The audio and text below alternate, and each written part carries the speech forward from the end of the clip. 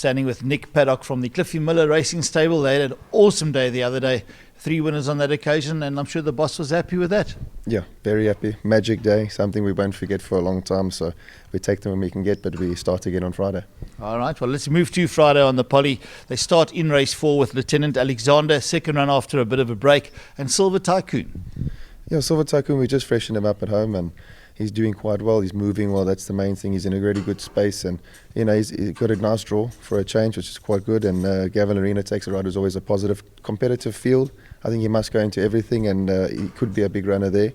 Lieutenant Alexander, we've just been battling to find a race for him. He's not the best of grass horses, and his rating hasn't allowed us to go into classifieds. And thank goodness we found this one, and he's got half a draw. So keep him into your quartets, but we'll have a look at him for now. What can we expect from Crowned Hornbull in race 5? Yeah, you can put a line through his first start. It was all wrong. We learned a hell of a lot about him. A few curveballs came our way. We're taking the tongue tie off. He did not like it. And Marco came back. He said he was so aggressive going down to the start and in the race, and he just did everything wrong. Back on, he's on Poly now. Marco suggested let's go 1,000 on Poly. Bit of a toughish draw from draw 7, but he's very quick at the pins. Throw him into everything. I'm hoping he can make amends.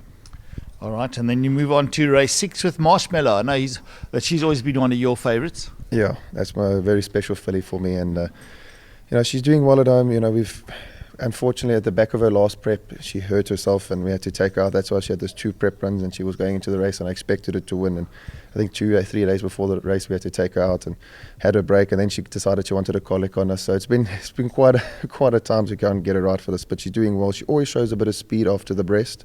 That's why we've elected to go for a 1,200. The 2 Hollywood horses probably the horses to beat, but she can definitely fill up trifectas.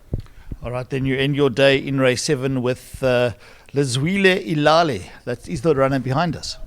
Very interesting runner. She's been sprinting, and she's a Lancaster bomber, and the mare is a half sister to 3 stakes performers over 1.5 miles. So, and she looks more like of a mile type of filly. She's really big and leggy, and we've thrown her into the deep end.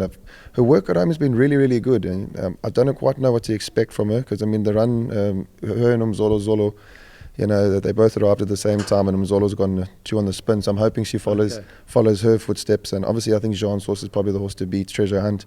So throw in Lzuela into everything. Don't leave her out. Well, you can't leave a stable out. It's had 3 winners the other day. Make sure that you consider and include